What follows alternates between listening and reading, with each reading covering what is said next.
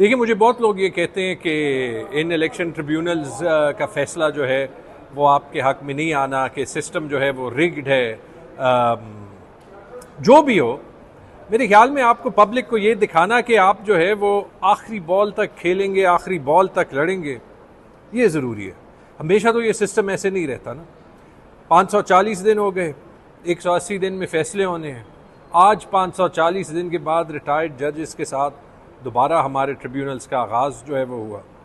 याद रखेंगे, ये वो इलेक्शन कमीशन है जो दूसरी तरफ धड़ाधड़ पीटीआई के एमपीएस की पंजाब में, एमएनएस की डिस्क्वालिफिकेशन कर रहा है। उमर अयूब साहब जो 82,000 वोट से जीते हैं, उनके केसेस वो खुद सुन रहा है। यहाँ पे पूरी दुनिया को पता है कि हमारी सीटों में क्या हुआ है, और मेरी सीट पे तो बिलखसूस जो 66 में से 64 पोलिंग स्टेशंस हैं, उनका सबूत टैंपरिंग का इलेक्शन कमीशन के अटेस्टेड फॉर्म्स पे पड़ा हुआ है। आप सब ने देखा है।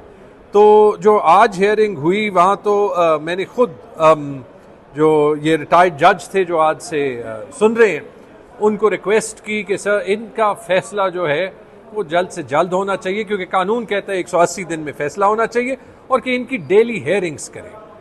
जो भी फैसला हो, मैं चाहता हूं कि ये डिसमिस कर लें, सिस्टम को एक्सपोज कर लें अगर वो करना है, लेकिन ये केसेस जो हैं वो इस ट्रिब्यूनल के फेस से जो है वो हट जाएं। और इसमें जो है वो जहां तक मुमकिन हुआ मैं अपनी एफर्ट करूंगा, आवाज़ उठाऊंगा, क्योंकि अगर हमने ये सिस्टम पूरा ये निज़ाम दुरुस्त करना है तो हमने अपनी लड़ाई कंटिन्यू करनी है। इसलिए मैंने बार बार हुकूमत से भी मुतालबा किया, इसलिए मैंने जो है वो इन सारे आरओस पे और डीआरओ पे एंटी करप्शन को रिटन कंप्लेंट भी लिखी है, और इसी तरह जो है वो मैं हर कोशिश करूंगा हर मुमकिन मोमेंट पे कि इस इशू को हाईलाइट किया जाए। बड़ी अच्छी बात होगी अगर उन्होंने की है।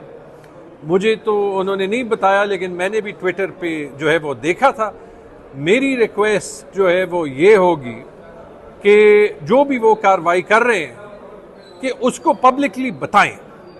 हर हफ्ता एक इतने बड़े इशू पे जो है वो पब्लिक रिपोर्ट होनी चाहिए। देखिए, जो इलेक्शन कमीशन हमारे एमपीएस के खिलाफ कर रहा होता है, पंजाब में एमएनएस के खिलाफ कर रहा होता है, जो पूरा ये वफाकी सेटअप है वो जो हमारे केसेस में कर रहा होता है, उसकी तो बॉल बाय बॉल कमेंट्री आती है, तो यहाँ पे भी आनी चाहिए। मैं तो इस नतीजे पे पहुंचा हूं कि फ़र्क नहीं पड़ता। इस सिस्टम से हमें लड़ना पड़ेगा, चाहे उसमें दिन लगे, साल लगे या ज़्यादा लगे। चाहे 5 अगस्त को हम इंशाल्लाह निकलें और निकलेंगे, लेकिन ये सिर्फ 5 अगस्त की बात नहीं है। हमें तब तक लड़ना पड़ेगा जब तक ये निज़ाम दुरुस्त ना हो जाए, और उसमें जो वो अनासर हैं जो एक स्टेटस को सिस्टम को चाहते हैं, चाहे वो ब्यूरोक्रेसी में हो, वो सारे सियासी सेटअप में हो।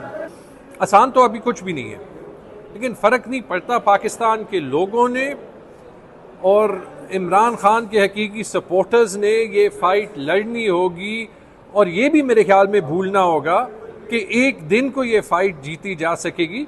लेकिन अगर इमरान खान 2 साल जेल में बर्दाश्त कर सकते हैं, तो मेरे ख्याल में जो इस सिस्टम की लैक ऑफ क्रेडिबिलिटी है ना, ये सिस्टम बच नहीं सकता। हमने सिर्फ गिव अप नहीं करना।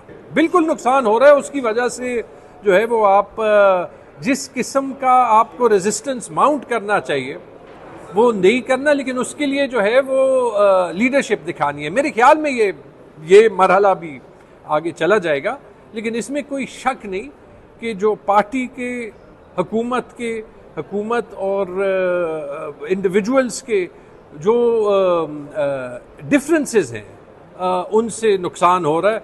इसको तो डिनाई नहीं किया जा सकता। या मुझे नहीं पता, मैं अपने आप को किसी ग्रुप का हिस्सा जो है वो नहीं समझता, लेकिन जहाँ जहाँ पे हम अपने सेल्फ इंटरेस्ट को नज़रियाती पोजीशन से आगे रखते हैं, वहाँ पे जो है वो डिफरेंस आता है, और वहाँ से पार्टी को नुकसान पहुँचता है। क्या पब्लिक सेटिस्फाइड है? जवाब वहाँ पे ही मिलता है।